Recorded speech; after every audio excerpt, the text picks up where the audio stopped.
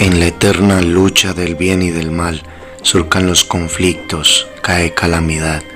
En la eterna lucha del bien y del mal sobre los cristianos hay calamidad. No son circunstancias que aten al creyente, son solo momentos de ver diferente. Es pausar camino de triunfo y de gozo, es sentir a cuestas que ya no hay reposo.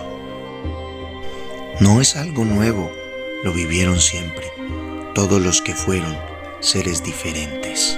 Porque al buen creyente le acontecen cosas, le ponen de frente a pared de rocas. No fue una nación a buscar la muerte frente a un mar abierto sin tierra seca al frente. No fue un gran rey quien dejó un hijo cojo y desvalido siendo un descendiente. Fueron muchas cosas, hoy son tantas otras. ¿Parar el camino, pensar diferente?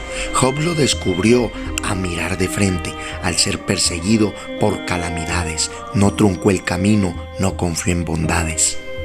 En la eterna lucha del bien y del mal estamos los hombres, incluyo mujeres, que al caer a un hoyo clamamos: si quieres, puedes ayudarme, sacarme de aquí, puedes, si tú quieres, verme sonreír.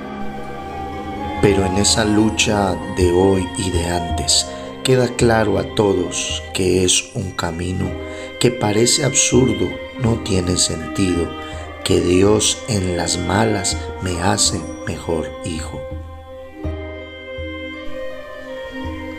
Cuando una semilla muere en la tierra, hace su proceso, a la vida no se aferra, porque si no muere, no aparece un árbol, y salido la especie perpetua.